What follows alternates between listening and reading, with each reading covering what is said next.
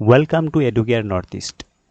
তো এডিআৰিৰ admit card কেতিয়া ওলাব আমি এবাৰ চাই ল'ম এডিআৰি সম্পৰ্কীয় যিসমূহ ৰিচেণ্ট নিউজ আছে।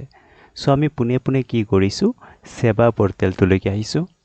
ঠিক আছে, সেৱা পৰ্টেলত ইয়াত দেখিবলৈ পাইছে state level recruitment commission for class 3 post. আকৌ লিখা আছে state level recruitment commission for class 4 post আৰু HSLC 2004। গতিকে আমি ইফালে আহিব নালাগে।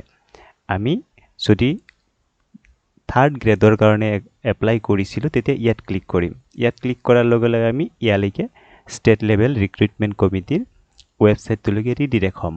আৰু ইয়াত যে দেখিছে ইম্পৰ্টেণ্ট লিংক, ইয়াত এভেইলেবল হ'ব। কেতিয়া হ'ব? First week of September. ছেপ্টেম্বৰৰ প্ৰথম সপ্তাহত ইয়াত গ্ৰেড 3ৰ কাৰণে এডমিট কাৰ্ডৰ লিংকটো এভেইলেবল হৈ যাব। কেণ্ডিডেটসকলে নিজৰ লগইন ক্ৰেডেঞ্চিয়েল ইউজ কৰি পেলাই এডমিট কাৰ্ড ডাউনলোড কৰিব পাৰিব।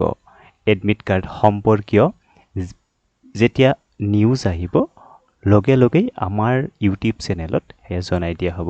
গতিকে ছাবস্ক্ৰাইব কৰি বেল নটিফিকেশ্যনটো প্ৰেছ কৰি থ'ব।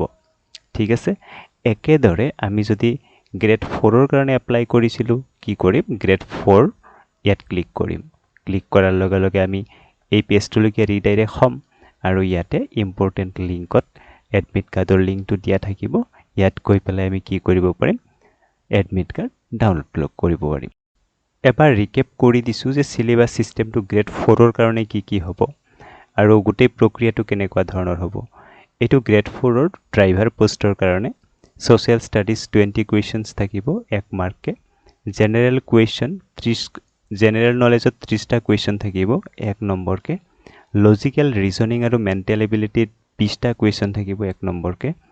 জেনেৰেল ইংলিছত 30টা কুৱেশ্যন থাকিব 1 নম্বৰকে। জেনেৰেল মেথমেটিক্সত 30টা কুৱেশ্যন থাকিব 1 নম্বৰকে। ৰোড সম্পৰ্কীয় বা ট্ৰেন্সপৰ্ট সম্পৰ্কীয় কুৱেশ্যন 20টা থাকিব। বেচলাৰ ডিগ্ৰী মানে ডিগ্ৰী লেভেলৰ যিটো এক্সাম হ'ব তাত চিলেবাছসমূহ হ'ব ছ'চিয়েল ষ্টাডিজৰ 30টা কুৱেশ্যন, জেনেৰেল নলেজৰ 35 question, logical reasoning and mental এবিলিটিৰ 20টা কুৱেশ্যন, জেনেৰেল মেথমেটিক্সত 30টা কুৱেশ্যন, জেনেৰেল ইংলিছত 10টা question, reading comprehension and English লেংগুৱেজত 25টা কুৱেশ্যন 2 নম্বৰকে থাকিব। টোটেল মাৰ্ক হ'ব 175, সময় হ'ব 3 ঘণ্টা। গতিকে ইয়াত নিগেটিভ মাৰ্কিং আছে, মন কৰিবলগীয়া কথা সেইটো।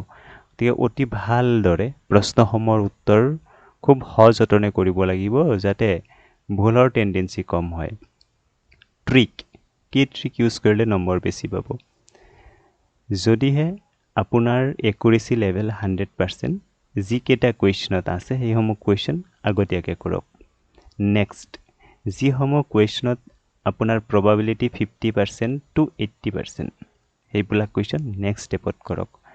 যিবিলাক কুৱেশ্যনত আপোনাৰ প্ৰবাবিলিটি অফ একুৰেচি বিল' 50%, সেইবিলাক কুৱেশ্যন টাচ নকৰিব। থেংক ইউ, ভিডিঅ' চাই থাকিব।